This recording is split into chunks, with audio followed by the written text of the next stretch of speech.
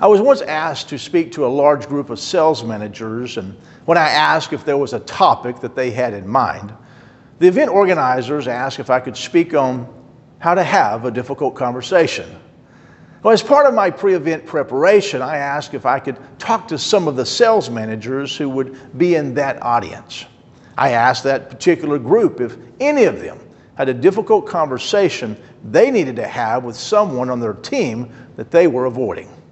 What I learned really took me by surprise. You see, the majority of them said yes. And when I asked why these leaders struggle with a difficult conversation, I was told they do not want really to have conflict with people on their team. One leader even explained that her typical day had enough trouble of its own without trying to start something with one of her teammates. While I understand what they were trying to tell me, I knew that this was no way to lead. It will definitely have long-term adverse effects on the engagement level of their team and on the results, really, of what they're hoping to deliver to their customers as well as to their organization.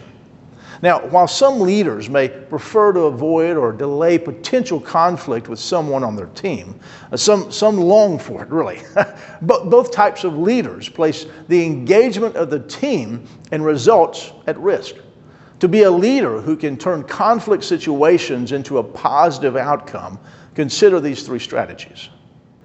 Number one, balance care and candor. If you're a strong relational leader, you most likely have a caring approach to leading and tend to avoid or delay candor or straight talk.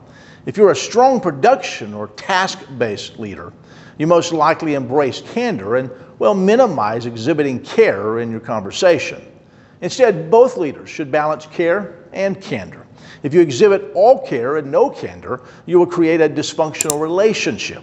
But we understand things are never all good. If you exhibit all candor and no care, you will create a distant relationship. No one wants to be around you. Secondly, always maintain mutual purpose and mutual respect. I first learned this from the authors of the book, Crucial Conversation Tools for Talking When Stakes Are High.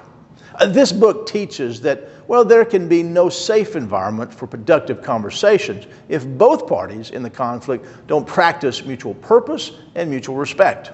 If we are trying to get to the same outcome and we exhibit respect for each other, almost anything is possible. And third, what you create, you allow to be. This idea comes from Dr. Henry Cloud in his book, Boundaries for Leaders, Results, Relationships, and Being Ridiculously in Charge. Dr. Cloud asserts that the situation you have today, whether positive or negative, really is the result of two things: what you have created and what you have allowed to be. If you want to enjoy a positive, result-driven culture, then you need to create an environment of straight talk and accountability and not allow difficult situations to linger unaddressed. Taking complete ownership of conflict and tense situations on your team will require intentional action on your part as the leader. When you avoid conflict or delay in addressing situations that may involve conflict, you really are communicating that you will allow certain behaviors. You can create an environment of uncertainty and distrust, and that's the last thing you want to do as a leader. If you want to be a better leader in dealing with conflict, check out my course, Mastering Conflict Resolution. It's in the link below. Until next time, keep moving forward.